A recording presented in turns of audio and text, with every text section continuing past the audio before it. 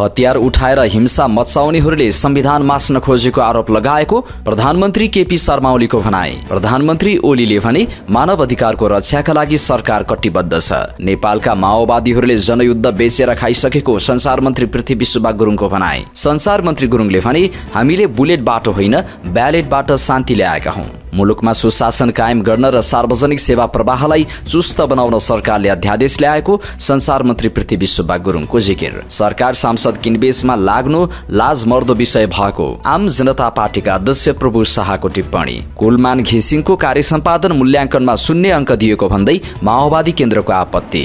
रासोपाका सांसद मनिष झाले भने एउटा कुलमान लखेटे हजारौं कुलमान ल्याउनेछौं। राप्रपा सांसद ज्ञानेन्द्र शाहीको चेतावनी, कुलमानलाई हटाए सडक र सदनमा आन्दोलन गर्छौं। कुलमानले कार्य सम्पादनमा पाएको अङ्कबारे जवाफ दिन सरकारलाई सभामुखको निर्देशन। कुलमानले समयमै कार्य सम्पादन नबुझाएकाले 0 अङ्क दिएको ऊर्जा मन्त्री दीपक खड्काको जिकिर। संसदबाट 5 अध्यादेश स्वीकृत, भूमि ऐन संशोधन प्रस्ताव होल्ड। सरकारले अध्यादेश ल्याएर आर्थिक संस्थाहरू कब्जा गर्न खोजेको रासोपाका सांसद डाक्टर स्वर्णिम वाग्लेको टिप्पणी। राजा माग्दै राप्रपाको विशाल मोटरसाइकल र्याली, गणतन्त्र गनाइसक्यो, राजा आऊ देश बचाऊ भन्दै राप्रपाको नारायणहिटी अगाडि प्रदर्शन। गगनलाई सांसद माधव सापकोटाको प्रश्न, संख्याका आधारमा बुरुक बुरुक उफ्रनु लोकतन्त्र हो? शहीदका अधुरा सपना पूरा गर्नुपर्नेमा सभामुख देवराज घिमिरेको जोड। पत्रकारको संसद प्रवेश पास निलम्बनको संसदमै विरोध। शून्य समयमा सांसदहरूले के भन्ने यस सम्बन्धी पूरै जानकारी।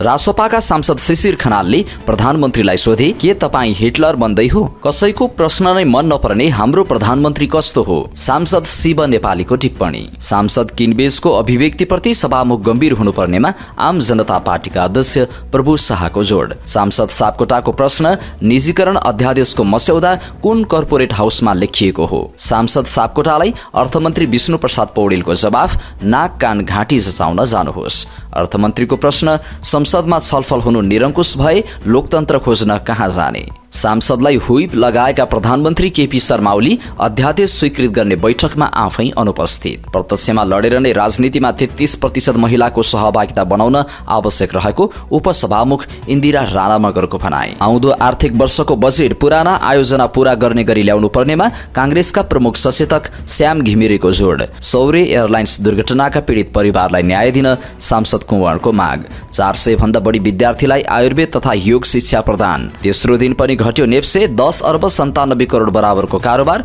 2821 अङ्कमा झर्यो शेयर बजार। यस्तो छ बुधबार टप 10 ब्रोकर कम्पनीको कारोबार। अन्तर्राष्ट्रिय खबरमा युक्रेन रुस शान्ति वार्ताको आयोजना गर्ने बेलारुसका राष्ट्रपतिको प्रस्ताव। अस्ट्रेलियाका हरेक उद्योगमा लैङ्गिक तलब अन्तर कायमै। टर्कीको वैदेशिक व्यापार घाटा फेब्रुअरीमा 20.5%ले बढ्यो। कृत्रिम औषधिको बढ्दो खतराबारे आइएनसीबीको चेतावनी। उत्तर पश्चिम टर्कीमा बस दुर्घटना, 37 जना घाइते। भारी वर्षापछि जाकार्ता र वरपरका शहरहरूमा भीषण बाढी। खेल खबरमा युगाण्डामा खेल्न जाने महिला क्रिकेट टोलीको विदाई, राम्रो प्रदर्शन गर्ने लक्ष्य ज्ञानेन्द्र मल्लले गरे रेडियन्ट क्रिकेट एकाडेमीको उद्घाटन।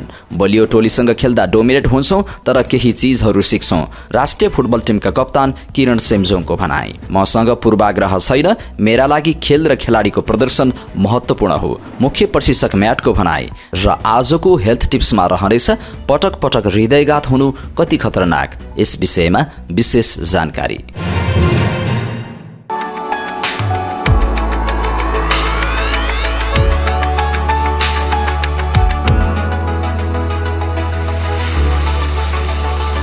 Let me in, Korean aesthetic for your beautiful life. दर्शक महानुभाव नमस्कार। समाचार पार्टी.com को न्यूज बुलेटिनमा यहाँलाई हार्दिक स्वागत छ। म रामशरण नेपाली। आज मिति 2081 फागुन 22 गते बिहीबार, नेपाल सम्बत 1145 सन् 2025 मार्च 6 तारिक, फागुन शुक्ल पक्षको सप्तमी तिथि। सदाझै आज पनि हामी उपस्थित भएका छौं आजका मुख्य समाचार, ब्रेकिङ न्यूज अपडेट लगायत तपाईलाई काम लाग्ने हेर्नै पर्ने महत्त्वपूर्ण समाचार लिएर। हामीलाई अन्तिमसम्म हेर्नुहोला। हाम्रो मेहनतको लागि यो भिडियोमा एउटा लाइक अवश्य गर्नुहोला। गर्नुहोला। हाम्रो च्यानल अहिलेसम्म सब्स्क्राइब गर्नुभएको छैन भने सब्स्क्राइब गर्नुहोला अनि नजिकै आउने बेल आइकनमा क्लिक गर्नुहोला। देशभित्रबाट हेर्दै हुनुहुन्छ भने आफू रहेको गाउँ ठाउँ शहर जिल्लाको नाम लेख्नुहोला।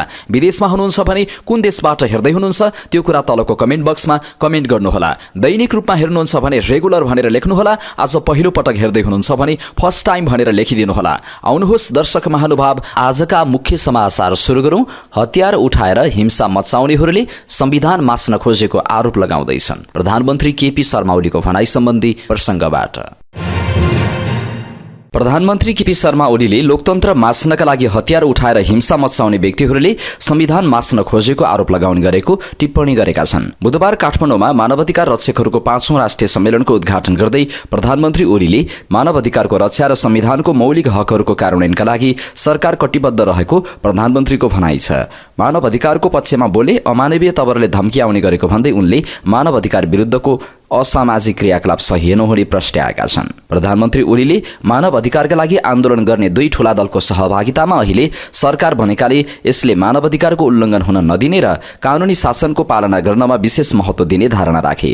नेपाली जनतालाई सुखी र समृद्ध बनाउनका लागि यथार्थ रूपमा मानव अधिकार स्थापित हुनुपर्छ भन्नेमा सरकार स्पष्ट रहेको ओलीको भनाइ छ। उनले नेपालले मृत्युदण्डको सजायको व्यवस्था नअपनाउने स्पष्ट गर्दै दोषका आधारमा कडाभन्दा कडा सजाय दिन सकिने बताएका छन्। कार्यक्रममा राष्ट्रिय मानवाधिकार तथा सामाजिक न्याय मञ्च नेपाल मानवाधिकार एलायन्सद्वारा स्थापित 1 लाख राशिको मानवाधिकार तथा स्वतन्त्रता पुरस्कार वरिष्ठ पत्रकार भैरव रिसाललाई प्रदान गरिएको थियो। प्रधानमन्त्री ओलीले मानवाधिकारको रक्षा र संविधानको मौलिक हकहरूको कार्यान्वयनका लागि प्रधानमन्त्री ओलीले अहिले व्यवस्थामा परिवर्तनसँगै अवस्थामा परिवर्तन भइसकेको तर मानवाधिकारका सन्दर्भमा नक्कली कुरा गर्नेहरू पनि देखिएको बताए। सरकार नभएको, अर्थ र मर्म थाहा नभएको वा थाहा पाएर पनि बोल्नका लागि बोल्नेहरू पनि छन्।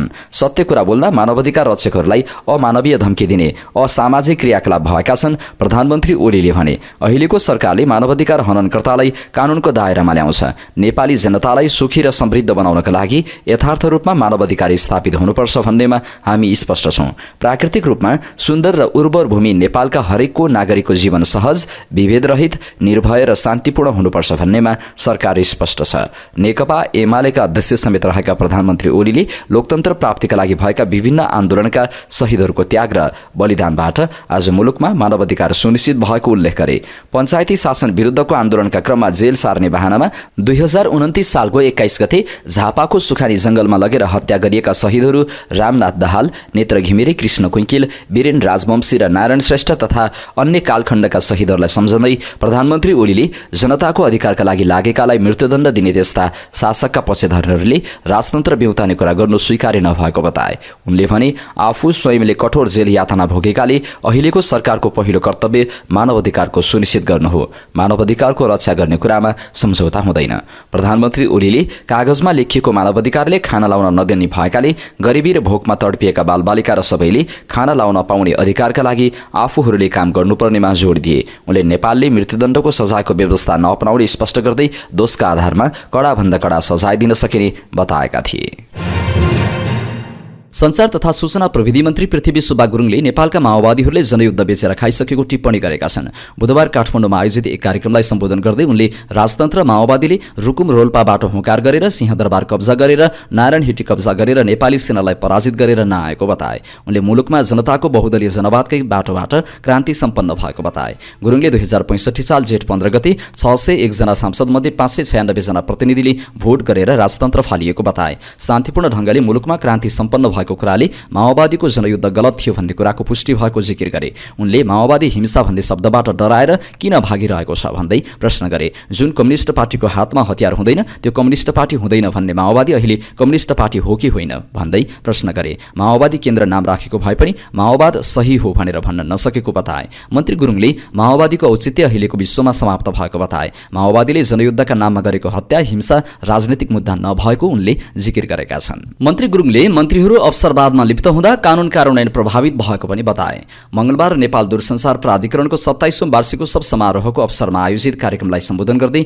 मन्त्री गुरुङले यस्तो बताएका हुन्। उनले मन्त्री पछि नै आफू अनुकूलको नियमावली बनाउने रोग भएको कारण कानुन कार्यान्वयन प्रभावित भएको बताए। कानुनलाई समयानुकूल परिवर्तन गर्न र प्रभावकारी कार्यान्वयनको लागि नियमावलीमा खेल्ने प्रवृत्तिको अन्त्य गर्न जरुरी रहेको बताए। उनले भने हाम्रो प्रशासनमा कमजोरी भएकै छ, प्रशासनमा हामी राम्ररी चल्नु पर्यो, त्यसका लागि मन्त्रालयले के सहयोग गर्नुपर्छ त्यसका लागि हामी सधैँ तयार छौँ। यो प्रविधिको क्षेत्र भएको हुनाले आज बनाइएको ऐन 1 वर्षभित्र परिवर्तन गर्नुपर्छ।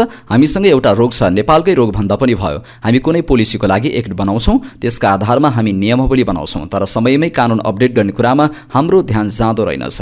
नीति अपडेट गर्ने कुरामा हामीले ध्यान दिँदैनौँ अनि हामी अवसरवादमा लिप्त छौँ। आफू अनुकूलको नियमावली बनाएर नियमावलीको राज चलिरहेको छ मन्त्रालयमा। हामीले धेरै पटक मन्त्री परिषदमा समेत छलफल गरेर नियमावलीको राज गर्ने कुराको अन्त्य गर्नुपर्छ भनेर छलफल गरेका छौँ। मन्त्री गुरुङले नेपाल दूरसञ्चार प्राधिकरणको पुँजीगत खर्च न्यून रहेको उल्लेख गर्दै खर्च बढाउन निर्देशन दिए। उनले प्राधिकरणको प्रशासनिक कमजोरी धेरै भएका कारण समस्या भएको उल्लेख गर्दै यसमा सुधार गर्न सुझाव दिएका छन्। प्रतिपक्षी दलहरूले सरकारले ल्याएका अध्यादेशहरूको विरोध गर्नका लागि मात्र विरोध गरिरहेको टिप्पणी गरे।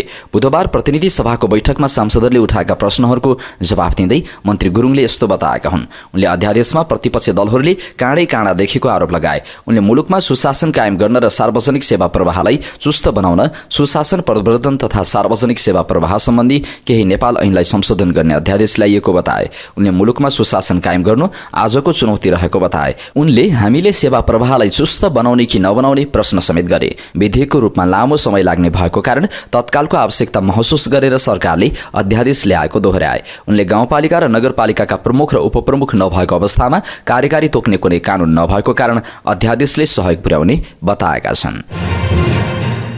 आम जनता पार्टी आजपाका अध्यक्ष प्रभु शाहले सांसद किनबेचको अभिव्यक्तिप्रति सभामुख गम्भीर हुन आवश्यक रहेको बताएका छन्। बुधबार प्रतिनिधि सभा बैठकको आकस्मिक समयमा बोल्दै उनले यस्तो बताएका हुन्। सरकार सांसद किनबेचमा लागेको भन्ने सुनिराखेका छौँ। सत्ता गठबन्धनकै प्रमुख नेताले अध्यादेश स्वीकृत गराउन सरकारले यो काम गरिरहेको आरोप लगाएका छन्। उनले भने 21औं शताब्दीमा पनि सांसद किनबेच हुन्छ भनिनु आफैमा गम्भीर विषय रहेको उनले बताए। अहिलेको 21औं शताब्दीमा आधुनिक युगमा सांसद किनबेच भन्ने कुरा लाजमर्दो छ। सिंगै संसद अपमानित हुने यो विषयमा सम्माननीय सभामुखज्यू गम्भीर हुन जरुरी छ। सम्मानित संसद अपमानित हुने गरी यो कुरा सम्प्रेषित भइराख्दा सरकारले यसबारे जवाफ दिन जरुरी छ। उनले भने जिम्मेवार सांसदले सांसद किनबेचमा रहेको भन्न मिल्ने कि नमिल्ने पनि उनको प्रश्न छ। होइन भने एउटा जिम्मेवार सांसदले यस्तो भन्न मिल्छ कि मिल्दैन भने यसमा कानुन लाग्छ कि लाग्दैन, शाहको प्रश्न छ। नेकपा माओवादी केन्द्रले नेपाल विद्युत प्राधिकरणको कार्यकारी निर्देशकमा कुलमान घिसिङलाई पटक पटक स्पष्टीकरण सोधेको प्रति आपत्ति जनाएको छ। प्रतिनिधि सभाको बैठकमा बोल्दै प्रमुख सचेतक हितराज पाण्डेले विद्युत प्राधिकरणलाई राम्रो काम गर्नेलाई कार्य सम्पादन शून्य अङ्क दिएको प्रति असन्तुष्टि जनाए। उनले भने सार्वजनिक संस्थाहरू घाटामा गइरहेको बेलामा लोड सेडिङको अन्त्यदेखि अहिलेसम्म निरन्तर उचाइमा लागिरहेको बेलामा निरन्तर स्पष्टीकरण सोधेर सरकारले के सोचेको हो त्यो विषयवस्तुको बारेमा ध्यानाकर्षण गराउँछु। उनले कुलमान बारे के भएको हो सदनलाई जानकारी गराउन माग गरेका छन्।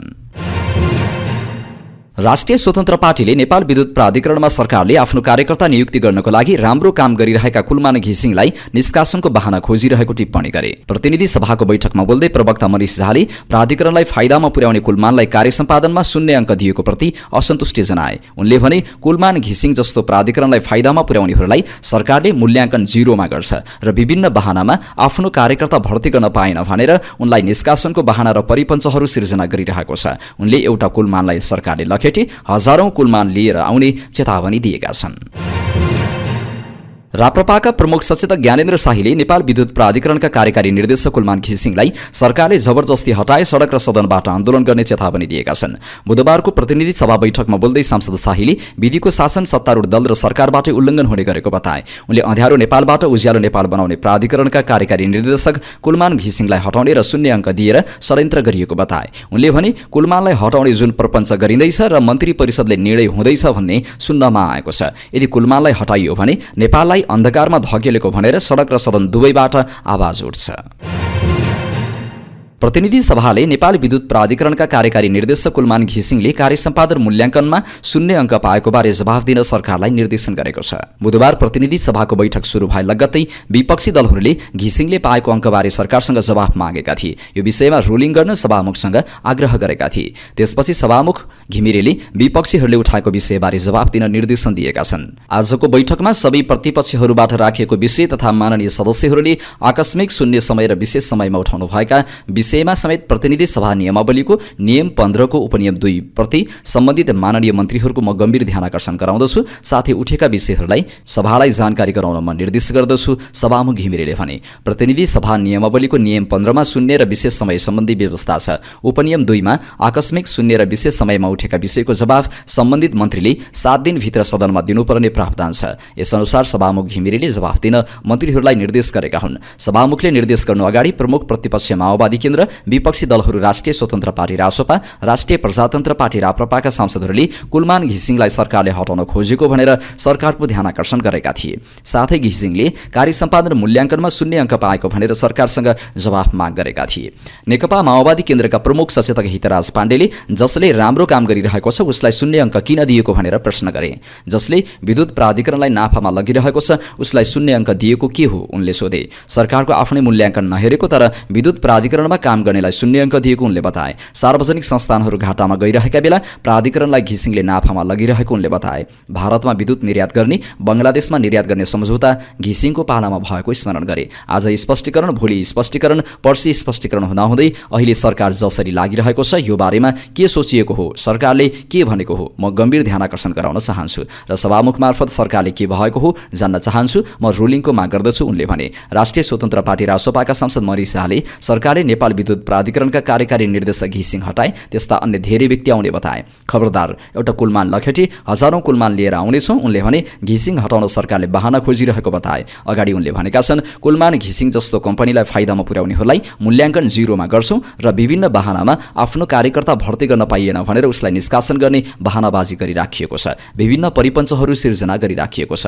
राष्ट्रिय प्रजातन्त्र पार्टी राप्रपाका प्रमुख सचेतक ज्ञानेन्द्र शाहीले कुलमान घिसिङलाई हटाइए त्यसको विरोध हुने बताए। कुलमान घिसिङलाई हटाउने जो प्रपञ्च गरिँदैछ र मन्त्री परिषदबाट निर्णय हुँदैछ भन्ने सुन्नमा आएको छ। यदि कुलमान घिसिङलाई हटाइयो भने नेपाललाई अन्धकारतिर धकेलेको ठानेर सडक र सदन दुईटैबाट आवाज उठ्छ उनले भने। घिसिङले प्राधिकरणलाई नाफामा लगेको उनले स्मरण गरे। 2072-73 सालमा नेपाल विद्युत प्राधिकरण 8 अर्ब 89 करोड रुपियाँको घाटामा थियो। अहिले 2081-82 को 6 महिना अझै बाँकी छ। प्राधिकरणको 11 अर्ब 36 करोड फाइदामा छ। शाहीले भने नेपालबाट लोडसेडिङ हट्नुमा घिसिङको कार्य महत्त्वपूर्ण रहेको उनले बताए। यस्तो व्यक्तिलाई कार्य सम्पादन मूल्याङ्कनमा 0 नम्बर दिएको भनेर पनि उनले प्रश्न उठाए। अन्धकार नेपाललाई उज्यालो नेपाल बनाउने कुलमान घिसिङलाई कारबाही मात्र होइन कि 0 नम्बर दिने? उहाँहरू अर्थात् सरकारको बस चल्ने हो भने भोलि पास हुनेलाई फेल, फेल हुनेलाई पास, यो कस्तो हो? शाहीले भने। राप्रपाकी अर्की सांसद बिना लामाले प्रधानमन्त्री र मन्त्रीहरूलाई आफ्नै कार्य सम्पादन मूल्याङ्कन हेर्न सुझाइन्। तथाकथित समयसीमा निर्धारण गरेर कुलमान घिसिङले बुझाएको कार्य सम्पादन मूल्याङ्कन प्रतिवेदन नबुझ्ने र आफैले अङ्क प्रदान गरेर कारबाहीको भागीदार बनाउन अग्रसर हुने सरकारले आफ्नै कार्य सम्पादनमा शर्मनाक अङ्क प्राप्त गरेका छन्। प्रधानमन्त्री र मन्त्रीहरूले चाहिँ राजीनामा दिनुपर्ने कि नपर्ने यसको जवाफ चाहियो उनले भनिन्। विपक्षीहरूले एक स्वरमा कुलमान घिसिङले कार्य सम्पादनमा पाएको अङ्कबारे प्रश्न गरेपछि जवाफ दिन सम्बन्धित मन्त्रालयलाई सभामुख घिमिरेले निर्देश गरेका हुन्। ऊर्जा, जलस्रोत तथा सिँचाइ मन्त्री दीपक खड्काले नेपाल विद्युत प्राधिकरणका कार्यकारी निर्देशक कुलमान घिसिङलाई पदबाट हटाउन कुनै चलखेल नगरेको बताएका छन्। तनहुँमा बुधबार सञ्चारकर्मीसँग कुराकानी गर्ने क्रममा उनले एउटा कर्मचारीलाई हटाउन सरकारले कुनै चलखेल नगर्ने दाबी पनि गरे। एउटा कर्मचारीलाई हटाउन सरकारले किन चलखेल गर्नुपर्छ? सरकारलाई आवश्यकता भएको बेला हटाउन सक्छ, आवश्यकता अनुसार कर्मचारी राख्न पनि सक्छ, मन्त्री खड्काले भने। उनले नेपाल विद्युत प्राधिकरणलाई योगदान पुर्याउनेलाई पुरस्कार र गलत गर्नेलाई दण्डित गरिने उल्लेख गरे। नेपाल विद्युत प्राधिकरणलाई कार्य सम्पादन मूल्याङ्कनमा 0 अङ्क किन भन्ने सञ्चारकर्मीसँगको प्रश्नमा मन्त्री खड्काले भने विद्यार्थी जाँचमा उपस्थित नहुँदा के हुन्छ यसमा पनि त्यही भएको हो। समयमै कार्य सम्पादन नबुझाएकाले अङ्क प्राप्त गर्न नसक्नु भएको हो। कुलमानलाई भएको मूल्याङ्कनबारे बुधबार प्रतिनिधि सभा बैठकमा सांसदहरूले पनि प्रश्न गरेका थिए। प्रतिनिधि सभाले विभिन्न 5वटा अध्यादेश स्वीकृत गरेको छ, तर सँगै सदनमा प्रस्तुत भएको भूमि सम्बन्धी केही नेपाल ऐन संशोधन अध्यादेश होल्डमा राखिएको छ। यो अध्यादेश गत 2 माघमा जारी भएको थियो। यो अध्यादेश होल्ड गरेर प्रतिनिधि सभाले बाँकी अध्यादेश अगाडि बढाएको हो। गत 14 पुसमा सहकारी सम्बन्धी केही नेपाल ऐनलाई संशोधन गर्ने अध्यादेश जारी भएको थियो। यसलाई प्रतिनिधि सभाले बुधबार बहुमतले स्वीकृत गरेको थियो। 29 पुसमा थप 4वटा अध्यादेश जारी भएका थिए। सुशासन, प्रवर्धन तथा सार्वजनिक सेवा प्रवाह सम्बन्धी केही नेपाल ऐनलाई संशोधन गर्ने अध्यादेश, आर्थिक कार्यविधि तथा वित्तीय उत्तरदायित्व पहिलो संशोधन अध्यादेश जारी भएको थियो। निजीकरण पहिलो संशोधन अध्यादेश, आर्थिक तथा व्यावसायिक वातावरण सुधार र लगानी अभिवृद्धि सम्बन्धी केही नेपाल ऐनलाई संशोधन गर्न बनेको अध्यादेश जारी भएको थियो। यी अध्यादेश पनि बुधबार प्रतिनिधि सभाबाट स्वीकृत भएको छ। अब राष्ट्रिय सभाबाट समेत स्वीकृत भएपछि सरकारलाई प्रतिस्थापन विधेयक ल्याउन बाटो खुल्नेछ। राष्ट्रिय स्वतन्त्र पार्टीका सांसद डाक्टर सोनिम वाग्लेले सरकारले अध्यादेश ल्याएर आर्थिक संस्थाहरू कब्जा गर्न खोजेको आरोप लगाएका छन्। प्रतिनिधि सभाको बुधबारको बैठकमा आर्थिक कार्यविधि तथा वित्तीय उत्तरदायित्व पहिलो संशोधन अध्यादेश 2081 लाई अस्वीकार गरियोस् भन्ने प्रस्ताव पेश गर्दै उनले सम्पत्ति शुद्धिकरण सम्बन्धी कानून कार्यान्वयन गर्न समेत सरकारको ध्यानाकर्षण गराएका छन्। उनले व्हाइट बडीमा 55 मिलियन अमेरिकी रकम खाएको अमेरिकाको जस्टिस डिपार्टमेन्टले प्रमाणित गरेर दुनियाँले देख्ने गरी वेबसाइटमा राखेको भए पनि कारबाही प्रक्रिया अगाडि नबढाएको बताए। अदालत समेत दलीय छायामा परेको उनको भनाइ छ। उनले संवैधानिक निकायमा समेत भागबण्डा गर्दा मुलुकले थप संकटको सामना गर्नु परेको बताए। उनले भने अन्तर्राष्ट्रिय रूपमा हाम्रा बैंकिङ कारोबारहरू विदेशी लगायत यावतमा थप निगरानी हुने, सुधार नगर्ने हो भने अब हामी कालो सूचीमा पर्ने लगभग पक्का भएको छ। हामीले मनी लाउन्डरिङ लगायतका ऐनहरू बनाउने तर कार्यान्वयन नगर्ने, व्हाइट बडीमा 55 मिलियन अमेरिकी रकम खाएको अमेरिकाको जस्टिस डिपार्टमेन्टले प्रमाणित गरेर दुनियाँले देख्ने गरेर वेबसाइटमा राखिदिएको छ। तर यहाँ कारबाही हुँदैन। यहाँ क्यासिनो र हुन्डी मार्फत सम्पत्ति शुद्धिकरण गरिरहनु भएको छ। यसैलाई हो उसले इंगित गरेको। कारबाही पनि गर, यो कागजमा लेखेर मात्र भएन, 2-4 जनालाई थुन जाका भनेर भनेको हो। राजनैतिक संस्थाहरू त कब्जा भएका छन्, अदालत दलीय छायामा छ। संवैधानिक नियुक्ति तपाईकै भागभण्डामा हुन्छ। अर्को डरलाग्दो कुरा, तपाईहरू आर्थिक संस्था समेत कब्जा गर्ने दिशामा गइरहनु भएको छ। उनले सेवनको अध्यक्ष कसको प्रभावमा नियुक्त गरिएको हो भन्दै प्रश्न समेत गरेका छन्। राजसंस्था पुनर्स्थापनाको माग गर्दै राष्ट्रिय प्रजातन्त्र पार्टीले विशाल मोटरसाइकल र्याली निकालेको छ। अध्यक्ष राजेन्द्र लिङदेनले र्यालीको नेतृत्व गरेका थिए। राप्रपाले राजसंस्था पुनर्स्थापना, प्रदेश खारेजी, हिन्दू राज्य र भ्रष्टाचार अन्त्यको माग गर्दै र्याली आयोजना गरेको हो। बबर महलबाट निस्केको र्याली दरबार मार्ग पुगेको थियो। नारायणहिटी दरबारको दक्षिणी गेट अगाडि राप्रपाले प्रदर्शन गरेको हो। अध्यक्ष राजेन्द्र लिङदेन राष्ट्रिय झण्डा ठड्याएको मोटरसाइकल आफैले चलाएर दरबार मार्ग पुगे। मोटरसाइकलको पछाडि उनले कार्यकर्तालाई चढाएका थिए। र्यालीमा राप्रपाका अन्य शीर्ष नेता पनि सहभागी थिए। उनीहरूले राजा आऊ, देश बचाऊ, गणतन्त्र धोका हो, गणतन्त्र गनाइसक्यो लगायतका नारा लगाएर प्रदर्शनमा उत्रिएका थिए। राप्रपाको आन्दोलनले काठमाडौँमा ट्राफिक व्यवस्थापनमा समेत समस्या भएको थियो। सडकमा आन्दोलनका कारण भिडभाड हुँदा सडक आवागमनमा समस्या भएको हो। नेकपा माओवादी केन्द्रका सांसद माधव सापकोटा सुबोधले नेपाली कांग्रेसका महामन्त्री समेत रहेका सांसद गगन कुमार थापालाई लोकतन्त्रबारे प्रश्न गरेका छन्। सुरुका कार्यकालमा लोकतन्त्रबारे थापाले बहस गरेको स्मरण गर्दै उनले अहिले सिङ्गो देश र नागरिक समाजले के भनिरहेको भन्ने बारे ध्यान दिन आग्रह गरे। लोकतन्त्र भनेको संख्याहरूको संख्या र त्यहाँ बसेर ढ्यापढ्याप मात्रै गर्ने चाहिँ होइन। सापकोटाले भने, मैले माननीय गगन थापालाई पनि यहाँ देखेको छु। मैले जसरी नै सुरुका कार्यकालमा बहस गर्नुहुन्थ्यो, प्रतिनिधि सभा बैठक बोल्ने क्रममा उनले अघि भने, लोकतन्त्र भनेको संख्याका आधारमा बुरुक बुरुक उफ्रिएर पास गर्ने तन्त्र हो। लोकले के भनेको छ बाहिर, आम नागरिक समाज के भन्दैछ, सिंगै देशले के भनिरहेको छ। उनले सत्तारूढ दलहरूबीच रातारात भएका सम्झौताबारे ज्ञान नभएको भन्दै एउटा अध्यादेश कता हरायो भन्दै प्रश्न गरे। तपाईहरूलाई रसाकसी परेर सकस परेर रातारात के सम्झौता गर्नुभएको छ थाहा छैन? एउटा अध्यादेश कहाँ गायब भयो, फिर्ता भएको हो कि होइन, केही जानकारी छैन। सापकोटाले भने, लोकतन्त्र विधिको शासन भएको भन्दै संख्याको तन्त्र नभएको पनि जिकिर गरे। संख्याहरूको तन्त्र भनेको लोकतन्त्र होइन, लोकतन्त्र भनेको विधिको शासन हो, सांसद सापकोटाले भनेका छन्।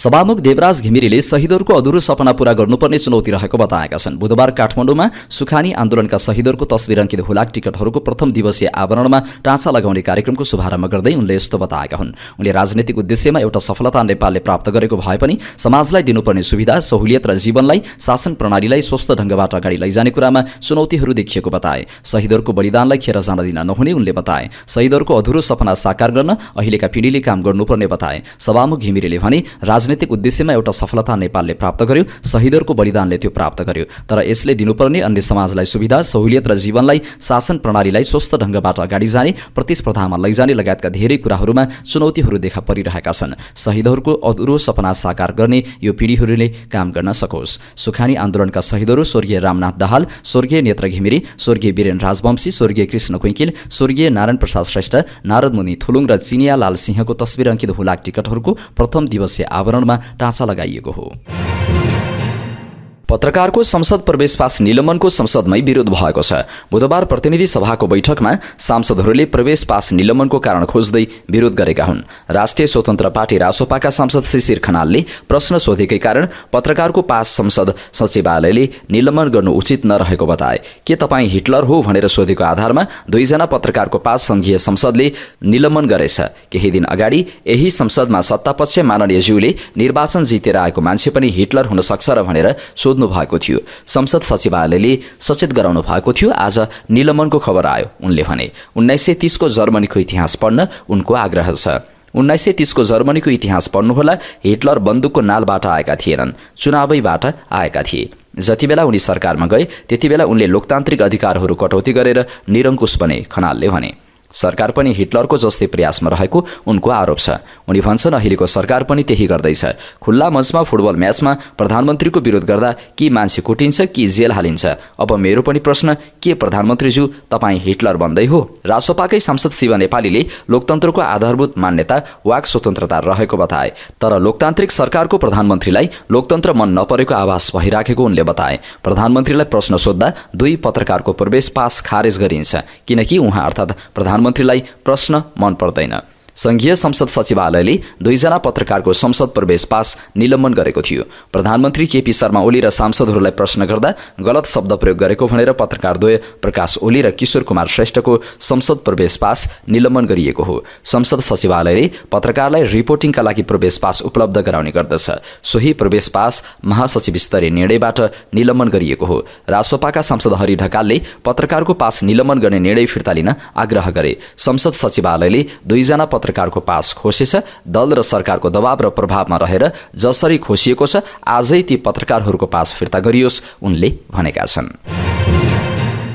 प्रतिनिधि सभाको बुधबारको बैठकमा सांसदहरूले सडक, पुल, तटबन्ध, विमानस्थल निर्माण तथा विस्तारदेखि नेपाल विद्युत प्राधिकरणका कार्यकारी निर्देशक कुलमान घिसिङले कार्य सम्पादनमा पाएको अङ्कका विषयमा सदनमा आवाज उठाएका छन्। सभाको बैठकको शून्य समयमा सांसद बीना लामाले विद्युत प्राधिकरणका कार्यकारी निर्देशक घिसिङले प्राप्त गरेको अङ्कप्रति असन्तुष्टि व्यक्त गरिन्। घिसिङले बुझाएको कार्य सम्पादन प्रतिवेदन नबुझी आफैले अङ्क प्रदान गरेकालाई कारबाही गर्नुपर्छ, उनले भनिन्। यसमा संलग्न को छन् यसको जवाब चाहियो। सांसद शिशिर खनालले सदन सरकारको छाया बन्न नहुने धारणा व्यक्त गरे। उनले भने संसद सत्ताको छाया बन्न हुँदैन। सांसद श्यामकुमार घिमिरेले बजेट निर्माण गर्न सुरु भइसकेकाले पुराना योजनालाई समेत सम्पन्न गर्ने गरी बजेट विनियोजन गर्न सुझाव दिए। सांसद शान्ति विकले काठमाडौँ जोड्ने मजिङटार शक्तिखोर सुरुङ मार्गलाई राष्ट्रिय गौरवको योजनामा राख्न माग गरे। सांसद शान्ति श्रेष्ठले डढेलो नियन्त्रणका लागि भएका प्रयास र सम्बन्धित निकायको पूर्व तयारीबारे सदनलाई जानकारी गराउन माग गरिन्। सांसद शेरबहादुर कुँवरले उदयपुर सिमेन्ट उद्योग बन्द भएपछि त्यसमा आश्रित श्रमिकको बिचल्ली भएको भन्दै उनीहरूले पाउन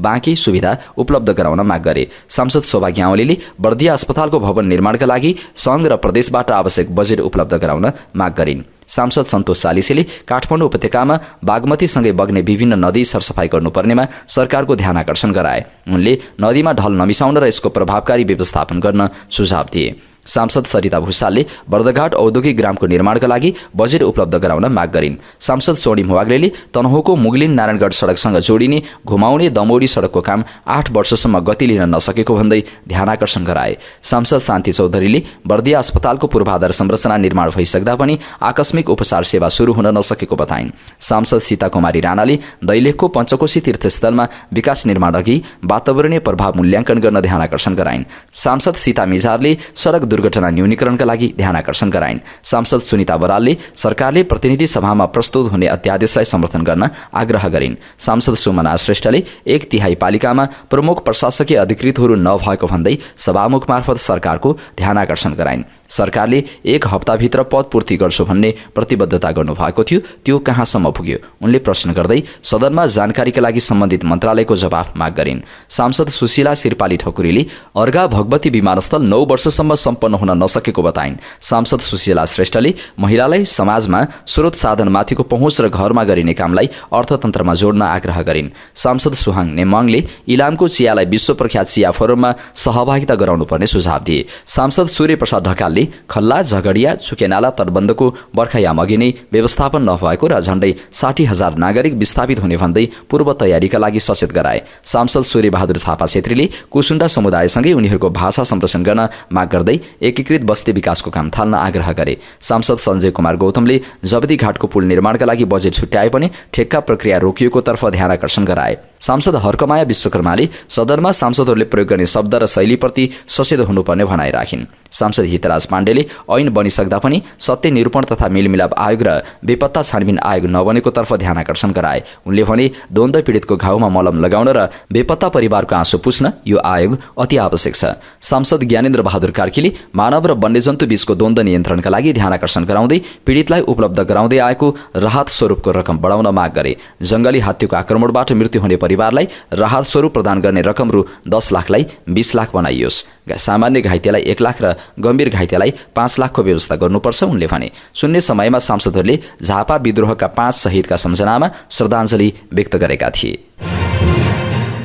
प्रधानमन्त्रीलाई प्रश्न सोध्ने 2 जना पत्रकारको संसदीय पास रद्द गरेको विषय र केपी ओली कपमा दर्शनमाथि भएको हातपातको विषयमा राष्ट्रिय स्वतन्त्र पार्टी रासोपाका सांसदहरूले सरकार र संसद सचिवालयको आलोचना गरेका छन्। रासोपा सांसद शिशिर खनालले संसद निरन्तर सत्ताको छाया बन्दै गएको आरोप लगाए। यस्तै प्रधानमन्त्रीलाई प्रश्न गर्ने पत्रकारको पास रद्द गर्नु र केपी ओली कपका दौरान प्रधानमन्त्रीको विरोध गर्दा मान्छे कुटिनुले प्रधानमन्त्री कतै हिटलर बन्दै गएको त होइन भन्ने प्रश्न तेर्साए। खनालले भने के तपाईँ हिटलर हो भनेर सोधेको आधारमा 2 जना पत्रकारको पास संघीय संसदले निलम्बन गरेछ। केही दिन अगाडि यही संसदमा सत्तापक्ष माननीयज्यूले निर्वाचन जितेर आएको मान्छे पनि हिटलर हुन सक्छ र भनेर सोध्नु भएको थियो। संसद सचिवालयले सचेत गराउनु भएको थियो। आज निलम्बनको खबर आयो। संसद निरन्तर सत्ताको छाया बन्दै गएको छ। सन् 1930 को जर्मनीको इतिहास पढ्नुहोला। हिटलर बन्दुकको नालबाट आएका थिएनन्, चुनावैबाट आएका थिए। जति बेला उनी सरकारमा गए त्यति बेला उनले लोकतान्त्रिक अधिकारहरू कटौती गरेर निरङ्कुश बने। अहिलेको सरकार पनि त्यही गर्दैछ। खुल्ला मञ्चमा फुटबल म्याचमा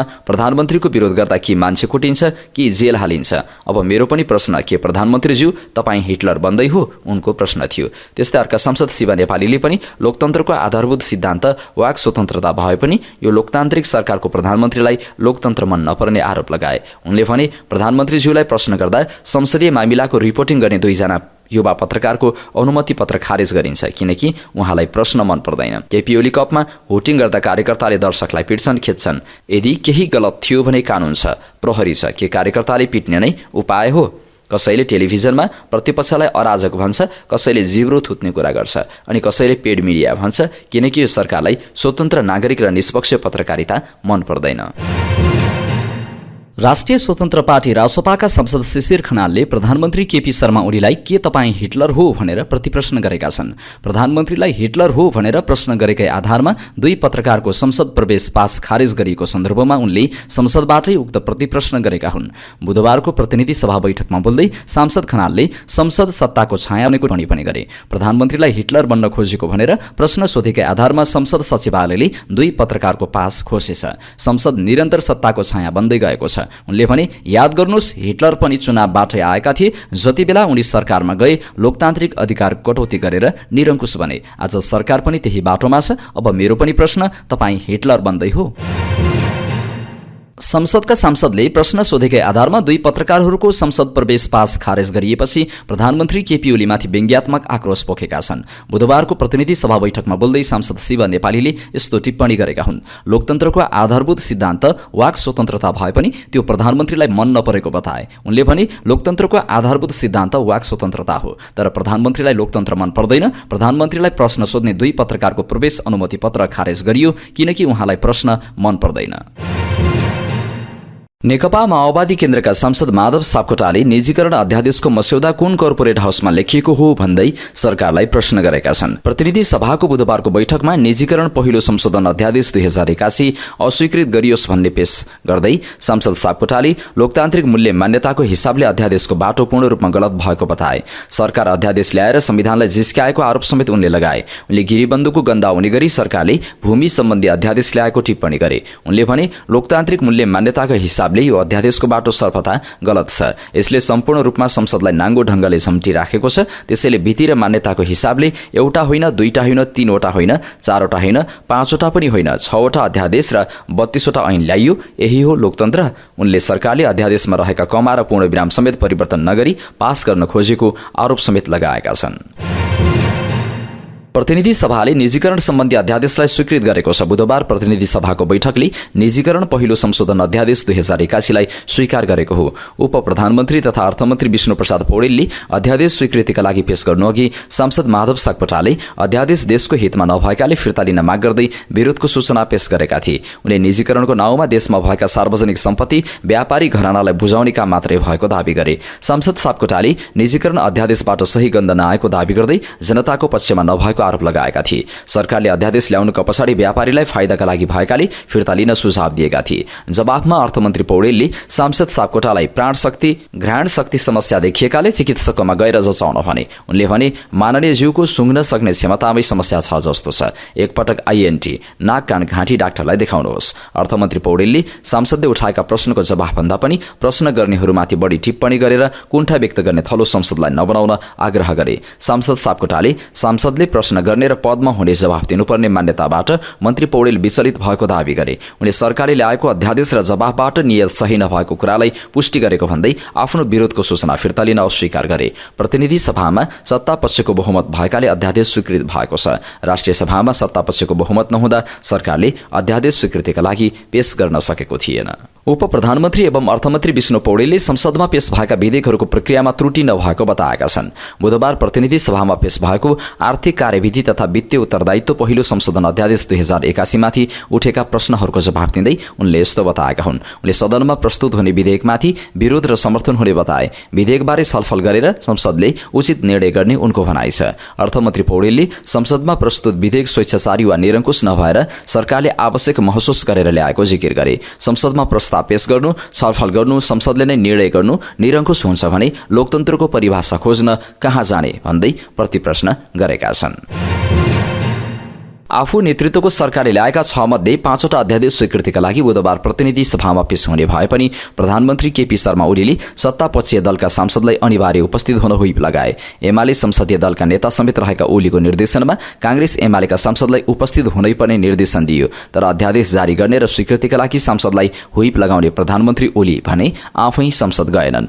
संसदको कार्यसूचीमा सुशासन, प्रवर्धन तथा सार्वजनिक सेवा प्रवाह सम्बन्धी केही नेपाल ऐनलाई संशोधन गर्ने अध्यादेश 2081 प्रधानमन्त्री ओलीले नै पेश गर्ने कार्यसूची तय भएको थियो। प्रधानमन्त्री ओली अनुपस्थित भएपछि उनका तर्फबाट सूचना प्रविधि तथा संचार मन्त्री पृथ्वी सुब्बा गुरुङले पेश गरे। छलफलका क्रममा सांसदले उठाएका प्रश्नको जवाफ पनि उनैले दिए। ओलीसँगै संसदमा मन्त्रीहरूको समेत उपस्थिति पातालो थियो। कांग्रेस सभापति एवं संसदीय दलका नेता शेरबहादुर देउवा भने संसदमा उपस्थित भएका थिए। बुधबार प्रतिनिधि सभामा 5वटा अध्यादेश स्वीकृतिका लागि पेश भए पनि पारित भएको छ। सरकार भूमि सम्बन्धी अध्यादेश संसदमा पेश गर्न भने हच्किएको छ। उपसभामुख इन्दिरा राणा मगरले प्रत्यक्षमा लडेर नै राजनीतिमा 33% महिला सहभागिता पुर्याउनु पर्ने बताएका छन्। बुधबार काठमाडौँमा 115औं नारी दिवसको अवसरमा आयोजित कार्यक्रममा बोल्दै उनले संविधानले दिएको 33%मा पनि समानुपातिक विभिन्न अरू क्षेत्रबाट पनि रहनु चित्त नबुझेको भन्दै प्रत्यक्षमा लडेर राजनीतिमा आउन आवश्यक रहेको बताइन्। उनले भनिन्, राजनीतिक क्षेत्रमा 33% महिला आज हामी छौं। संविधानले दिएको, तर हामी 33%मा पनि समानुपातिक विभिन्न क्षेत्रबाट छौं। कति चित्त बुझेको छैन। त्यसैले 33% चाहिँ हामी महिलाहरू प्रत्यक्षमा लडेर राजनीतिमा आउनुपर्छ भने हरेक क्षेत्रमा आर्थिक रूपान्तरणमा, सामाजिक रूपान्तरणमा र राजनीतिक रूपान्तरणमा डटेर अगाडि बढ्नुपर्छ। उनले उपसभामुख भए तापनि बालबालिकाको लागि जीवनको गन्तव्य बनाउने भन्दै समाजप्रति गरेको प्रतिबद्धता नबिर्सेको बताइन्। महिलाहरू नारी शक्तिको साथसाथै मातृशक्ति पनि हुनुपर्ने उनको भनाइ छ। उनले भनिन्, संस्कृति रूपान्तरणमा पनि हामी डटेर लाग्नुपर्छ, किनकि संस्कृति, भाषा, हाम्रो संस्कार हामीले बिर्सनुहुन्न। म उपसभामुख भए तापनि मैले जुन प्रतिबद्धता गरेको थिएँ समाजप्रति बालबालिकाको लागि जीवनको गन्तव्य बनाउँछु भन्ने त्यो मैले छाडेको छैन। महिलाहरू नारी शक्तिको साथसाथै मातृशक्ति पनि हुनुपर्छ। नेपाली कांग्रेसका प्रमुख सचेतक श्याम कुमार घिमिरेले आउँदो आर्थिक वर्षको बजेट अधुरा र सम्पन्न हुन नसकेका आयोजनाहरू सम्पन्न गर्ने गरी ल्याउनुपर्ने बताएका छन्। प्रतिनिधि सभाको बुधबारको बैठकमा बोल्दै सांसद घिमिरेले यस्तो प्रत्येक वर्ष नयाँ कार्यक्रम थप्ने तर पूरा नगर्ने प्रवृत्तिका कारण आयोजनाहरू सम्पन्न हुन नसकेको बताए। उनले लथालिङ्ग र भद्रगोल अवस्थामा योजना छनौट गरेर बजेट विनियोजन गरिएको भए पनि योजनाहरू सम्पन्न हुन नसकेको बताए। उनले भने बजेट बनाउने बेला हुँदैछ, बजेट बनाउँदा नयाँ नयाँ कार्यक्रमहरू थप्ने तर पूरा नगर्ने महारोग यो देशमा देखियो। अब यसले चाहिँ लथालिङ्ग र भद्रगोल अवस्थामा योजना छनौट गरेर बजेट विनियोजन गरेको छ तर कुनै पनि योजनाहरू सम्पन्न भएका छैनन्। त्यसकारण यो वर्ष नयाँ योजनाभन्दा पुराना र थलिएका योजनाहरूलाई सम्पन्न गर्ने गरी बजेट विनियोजनमा राखियोस् भन्ने सभामुख मार्फत सरकारसँग आग्रह गर्न चाहन्छु। उनले थालिएका योजनाहरू सम्पन्न गर्ने गरी आगामी आर्थिक वर्षको नीति तथा कार्यक्रम र बजेट ल्याउनुपर्ने बताएका छन्। नेकपा एकीकृत समाजवादीका सांसद शेरबहादुर कुँवरले गत साउनमा भएको सौरी एयरलाइन्सको दुर्घटनाका पीडित परिवारलाई न्याय दिन माग गरेका छन्। सोमबारको प्रतिनिधि सभाको बैठकमा बोल्दै उनले 4 वर्षको बालकलाई एयरलाइन्सको कर्मचारी बनाएर यात्रा गराउनु गैरकानूनी भएको बताए। उनले दुर्घटना छानबिनका लागि बनाइएको आयोग समेत गैरकानूनी रहेकाले पुनः आयोग गठन गर्न माग गरे। उनले भने 7 महिना अघि साउन 9 गते काठमाडौँ एयरपोर्टमा भएको सौरी जहाज दुर्घटना 3 सन्तान गुमाएका पत्रकार प्रकाश खतिवडाले सबै माननीय ज्यूहरूलाई तत्सम्बन्धमा घटनाका म्यासेज पठाएर जानकारी गराउनु भएको छ। उहाँको दाबी अनुसार दुर्घटना भएको जहाजको उडान गैरकानूनी छ। 4 वर्षको बालकलाई समेत एयरलाइन्सको कर्मचारी बनाइएको छ। तत्सम्बन्धी बनाइएको आयोग गैरकानूनी छ। पुनः आयोग गठन गरी छानबिन गरी पीडितहरूलाई न्याय दियोस्। सांसद कुँवरले उदयपुर सिमेन्ट कारखाना बन्द हुँदा 250 श्रमिकको बिचल्ली भएको बताए। उनले उद्योग सञ्चालन गर्न वा श्रमिकले पाउने सुविधा दिएर विदा गर्न सरकारसँग माग गरेका छन्।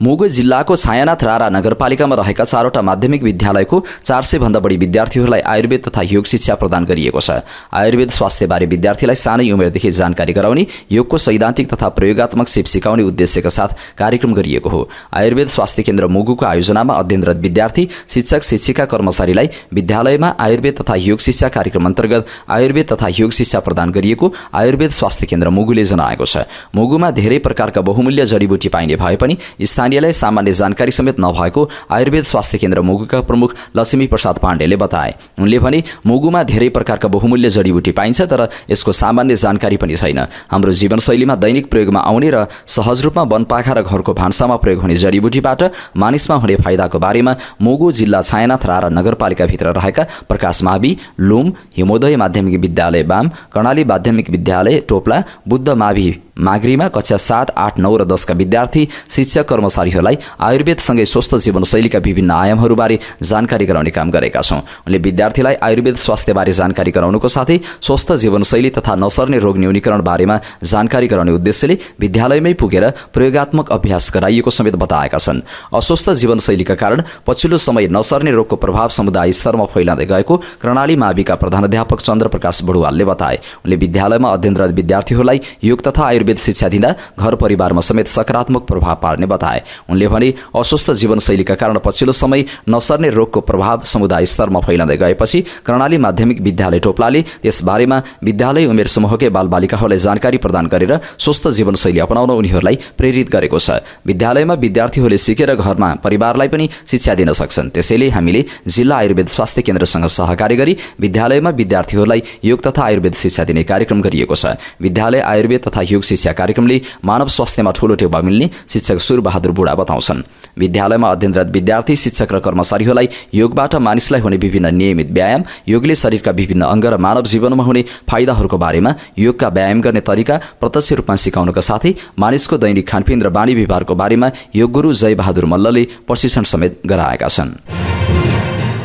बुधबार शेयर बजारको परिसूचक नेप्से अघिल्लो दिनको तुलनामा 25.16 अङ्क घटेको छ। सो अङ्कको कमीपछि नेप्से 2821 मा कायम भएको छ। कारोबार रकम पनि घटेको छ। अघिल्लो दिन 12 अर्ब 94 करोडको कारोबार भएकोमा बुधबार 10 अर्ब 97 करोडको कारोबार भयो। 3 दिनदेखि बजार लगातार झरेको छ। 3 दिनमा बजारले कुल 69 अङ्क गुमाएको छ। बुधबार 62 कम्पनीको मूल्य बढ्दा 174 को घट्यो भने 8 को स्थिर रह्यो। व्यापार बाहेक सबै सेक्टर घटेका छन्। व्यापार 0.43% बढ्यो। व्यापार समूहमा 2 कम्पनी विशाल बजार र साल ट्रेडिङ मात्रै सुस्वीकृत छन्। विशाल बजार कम्पनीको मूल्य 0.54% बढ्दा समग्र सेक्टर बढेको हो। बैंकिङ 1.04, विकास बैंक 1.31, फाइनान्स 1.55, होटल तथा पर्यटन 1.05, हाइड्रोपावर 0.37, लगानी 1.24, जीवन बीमा 1.45, उत्पादन 0.94, माइक्रो फाइनान्स 0.50, निर्जीवन बीमा 1.51 तथा अन्य समूह 0.76% घटे।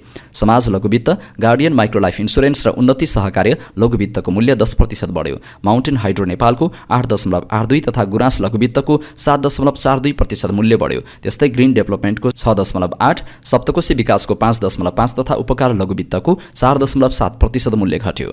हिमालयन रि इन्स्योरेन्सको सबैभन्दा धेरै 96 करोड रुपियाँको कारोबार भयो। हिमालयन रि-पछि धेरै कारोबार भएका कम्पनीमा नेपाल पुनर्बीमा, सगरमाथा जलविद्युत, एनआरएन इन्फ्रास्ट्रक्चर र घलेम्दी हाइड्रोपावर क्रमशः अगाडि रहे। बुधबार शेयर बजारमा कुल 10 अर्ब 97 करोडको कारोबार भयो। यो कारोबार रकममा टप 10 ब्रोकर कम्पनीको हिस्सा 33% हो। टप 10 ब्रोकर कम्पनी मार्फत कुल 3 अर्ब 83 करोडको खरिद हुँदा 3 अर्ब 46 करोडको बिक्री भयो। यस दिन Naasa, Online, Sunny, Agrawal, Birkoti, Dynamic मार्फत खरिद धेरै भयो भने भिजन, इम्पेरियल, आर्यतारा र श्रीकृष्ण मार्फत बिक्री धेरै भएको छ। टप 10 ब्रोकर कम्पनी मार्फत धेरै कारोबार भएका कम्पनीमा हिमालयन रि इन्स्योरेन्स, नेपाल पुनर्बीमा, एनआरएन इन्फ्रास्ट्रक्चर, सगरमाथा जलविद्युत, Himalayan Power Partner, Ghalemdi Hydropower, Sindhu Vikas Bank छन्। सेक्टर अनुसार हेर्दा धेरै कारोबार हुनेमा हाइड्रोपावर समूह नै छ। सो सेक्टरको मात्रै 4 अर्ब 1 करोड बराबरको कारोबार भयो। त्यसपछि अन्य सेक्टरको 1 अर्ब 96 करोडको भयो। अब अन्तर्राष्ट्रिय खबर। बेलारुसका राष्ट्रपति अलेक्जेन्डर लुकासेन्कोले बुधबार प्रकाशित एक अन्तर्वार्तामा अमेरिकी अधिकारीहरू समावेश हुन सक्ने रुस युक्रेन शान्ति वार्ताको आयोजना गर्ने प्रस्ताव गरेका छन्। अमेरिकी राष्ट्रपति डोनाल्ड ट्रम्पलाई भन्नुहोस् कि म रुसी राष्ट्रपति भ्लादिमिर पुटिन र युक्रेनी राष्ट्रपति भ्लोदिमिर जेलेन्स्कीसँग यहाँ आउने अपेक्षा गर्छु। लुकासेन्कोले अमेरिकी ब्लगर मारियो नौफलसँगको भिडियो अन्तर्वार्तामा प्रस्ताव राखेका थिए। लुकासेन्को पुटिनका निकट सहयोगी हुन् र उनको देश युक्रेनमा रुसको सैन्य कारबाहीलाई समर्थन गरेको र विपक्षीहरू विरुद्धको सरकारी कारबाहीलाई लिएर अमेरिका र युरोपियन संघ ईयूको प्रतिबन्धमा छ। रुसले सन् 2022मा युक्रेनमा केही सेना पठाउन बेलारुसको क्षेत्र प्रयोग गरेको थियो। तर 70 वर्षीय राष्ट्रपतिले भने यदि तपाईँ सहमति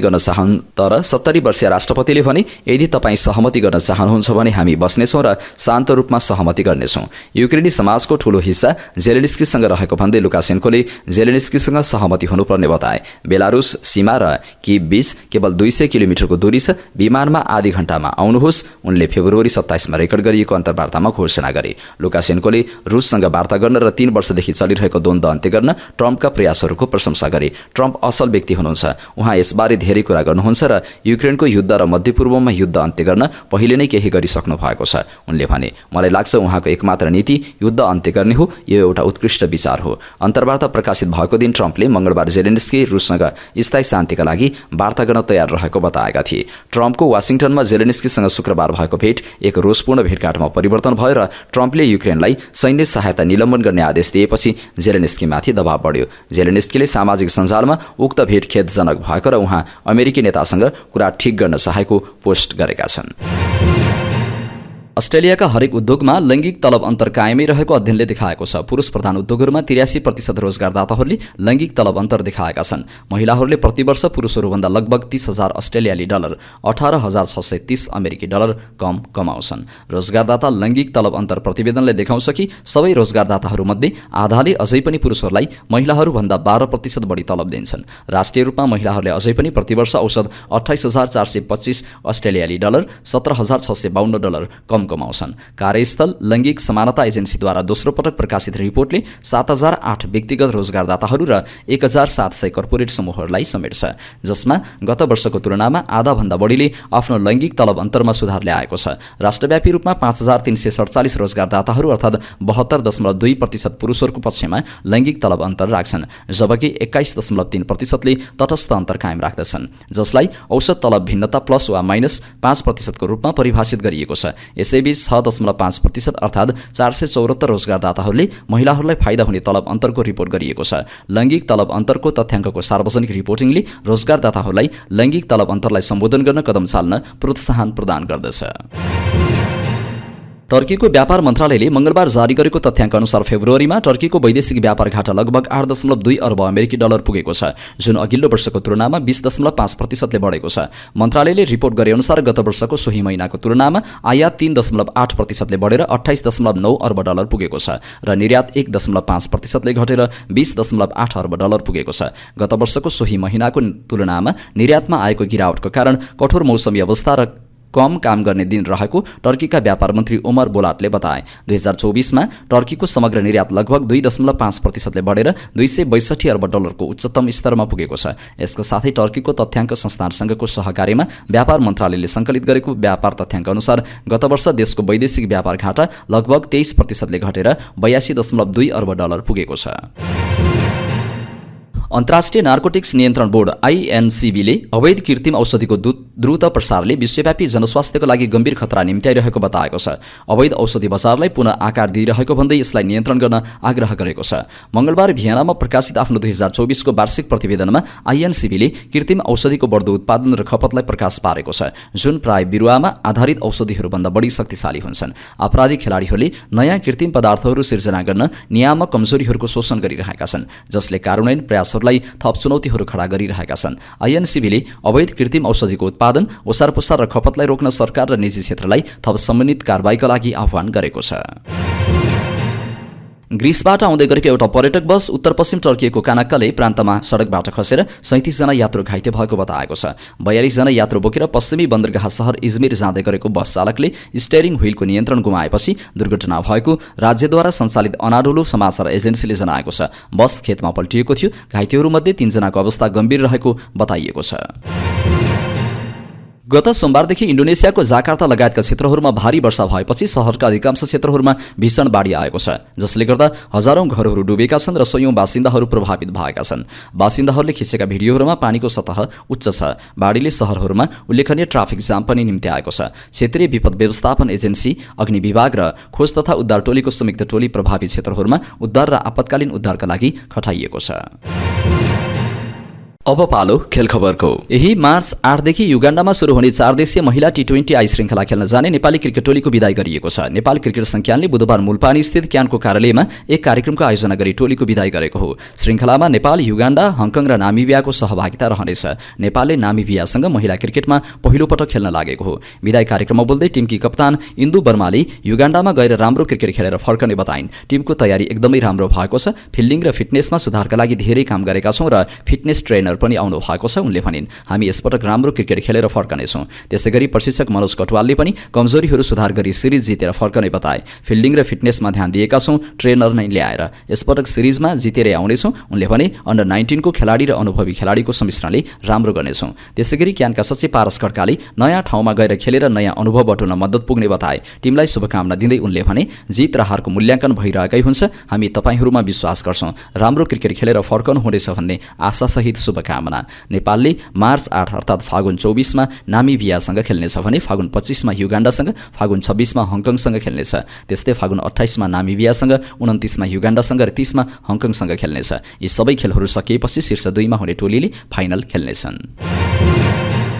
रेडियन्ट रिडर्स एकाडेमीले रेडियन्ट क्रिकेट एकाडेमी सञ्चालनमा ल्याएको छ। राष्ट्रिय क्रिकेट टोलीका पूर्व कप्तान ज्ञानेन्द्र मल्लले बुधबार एक कार्यक्रमका बीच एकाडेमीको औपचारिक रूपमा उद्घाटन गरेका हुन्। ललितपुर महानगरपालिका 2 स्थित सानेपामै खोलिएको एकाडेमी करिब 4 रोपनी क्षेत्रफलमा फैलिएको छ। एकाडेमी तयार गर्न करिब 30 लाख रुपियाँ खर्च भएको बताइएको छ। एकाडेमीको प्रशिक्षकमा राष्ट्रिय खेलकुद परिषद अन्तर्गत क्रिकेटका मुख्य प्रशिक्षक सामसङ जाङ थापा, सोनु दास र सक्षम बस्ताकोटी रहेका छन्। एकाडेमी हालै सञ्चालनमा आए पनि रेडियन्ट रिडर्सले विगत 6 वर्षदेखि विद्यार्थीलाई क्रिकेटको प्रशिक्षण गराउँदै आएको छ। विद्यालयमा हाल 150 खेलाडीले प्रशिक्षण गरिरहेको जनाइएको छ। रेडियन्ट रिडर्सले क्रिकेट बाहेक टेबल टेनिस, बास्केटबल, फुटबल, पौडी, कराते र जिम्नास्टिकको प्रशिक्षक नै राखेर विद्यार्थीलाई प्रशिक्षण र प्रतियोगितामा सहभागी गराउँदै आएको छ। नेपाली राष्ट्रिय फुटबल टोलीका कप्तान किरण चेम्जोङले टोलीको प्रदर्शन सुधार गर्न एक्सपोजर आवश्यक रहेको बताएका छन्। बुधबार दशरथ रङ्गशालामा पत्रकारहरूसँग कुरा गर्दै कप्तान किरणले बलिया टोलीसँग खेल्न आवश्यक रहेको बताएका हुन्। एक्सपोजरका लागि खेल खेल्नुपर्ने हुन्छ। जतिसक्दो हामीभन्दा बलियो टोलीसँग, नतिजा जे भए पनि बलियो टोलीसँग खेल्दा डोमिनेट हुन्छौँ, तर त्यहाँबाट केही चिजहरू सिक्छौँ। उनले भने, फुटबलको स्तर वृद्धि गर्न खेलाडीलाई आर्थिक सपोर्टदेखि संरचना विकास गर्नुपर्ने किरणले बताए। खेलाडीका लागि आर्थिक रूपमा पनि सपोर्ट होस्, संरचना निर्माणमा पनि ध्यान दिइयोस्। उनले भने मुख्यतया खेलाडीलाई एक्सपोजर नै चाहिन्छ जस्तो लाग्छ। अन्तर्राष्ट्रिय स्तरमा एउटा बलियो टोलीसँग हारजितले फरक पार्दैन, तर बलिया टोलीसँग खेल्न पायौँ भने राम्रो फाइदा गर्छ। नयाँ मुख्य प्रशिक्षकसँग काम गर्न उत्साहित रहेको उनले सुनाएका छन्। नेपाली राष्ट्रिय पुरुष टोलीका नवनियुक्त मुख्य प्रशिक्षक म्याट रोसले खेल र खेलाडी प्रदर्शन महत्त्वपूर्ण रहेको बताएका छन्। नियुक्तपछि पहिलो प्रशिक्षणका क्रममा पत्रकारसँग कुराकानी गर्दै मुख्य प्रशिक्षक म्याटले सबै खेलाडीसँग काम गर्नु चुनौतीपूर्ण रहेको बताएका हुन्। मेरो लागि जुनसुकै खेलाडीसँग काम गर्नु चुनौतीपूर्ण हो, मसँग पूर्वाग्रह छैन।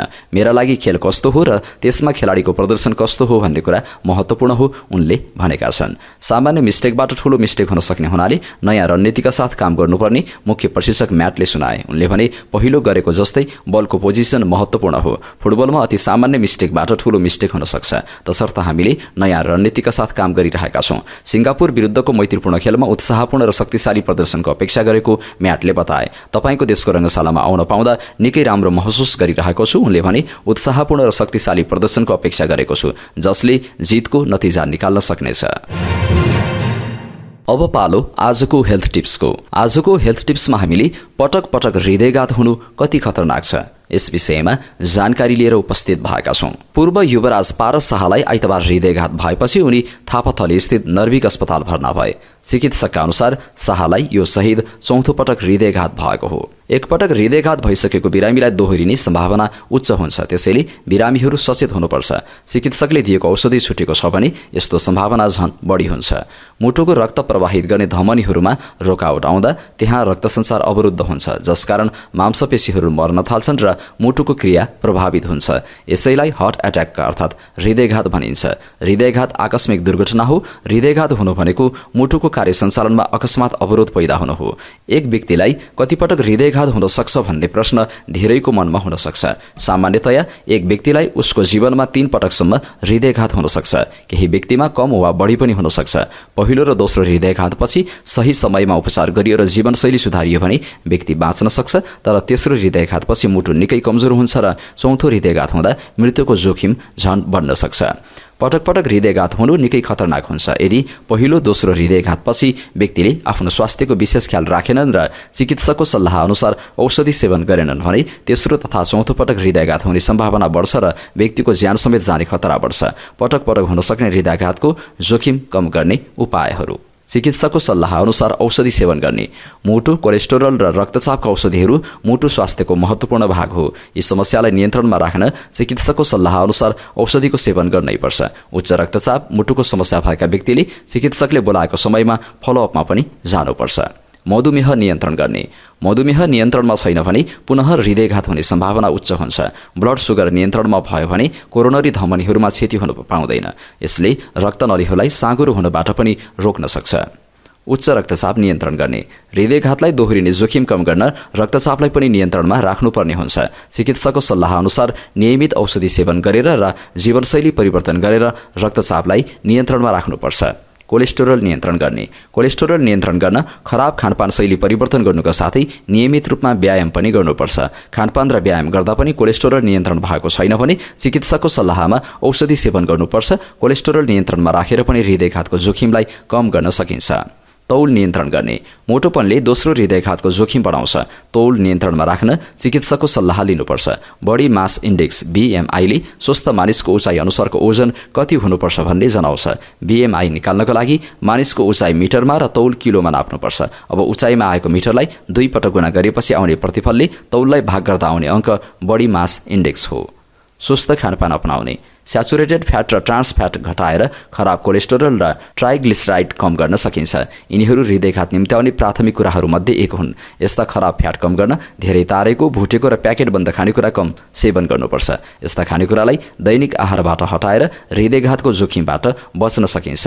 नियमित व्यायाम गर्ने। हृदयघातको जोखिम कम गर्न व्यायाम महत्त्वपूर्ण छ, किनभने यसले हृदयको मांसपेशीलाई बलियो बनाउँछ, साथै यसले ऊर्जाको स्तर बढाउँछ र तौल व्यवस्थापन, कोलेस्टेरोल र रक्तचाप नियन्त्रणमा पनि मद्दत गर्छ। मुटुलाई स्वस्थ राख्न र हृदयघातको जोखिमबाट बच्न दैनिक कम्तीमा 30 मिनेट हिँड्नु राम्रो हुन्छ।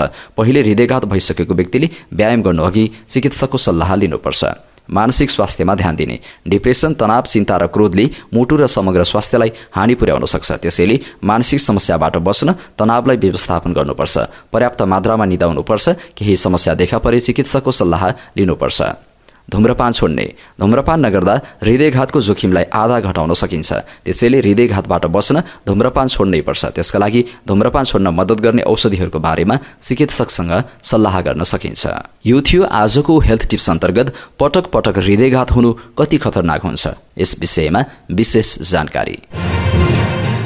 हवस् त दर्शक महानुभाव, आजका मुख्य समाचार अहिलेलाई यति नै। हामीले प्रस्तुत गरेका यी समाचारप्रति तपाईको धारणा के छ त्यो कुरा तलको कमेन्ट बक्समा कमेन्ट गर्नुहोला। हाम्रो मेहनतको लागि यो भिडियोमा एउटा सानो लाइक अवश्य गर्नुहोला। देशभित्रबाट हेर्दै हुनुहुन्छ भने आफू रहेको गाउँ ठाउँ सहर जिल्लाको नाम लेख्नुहोला।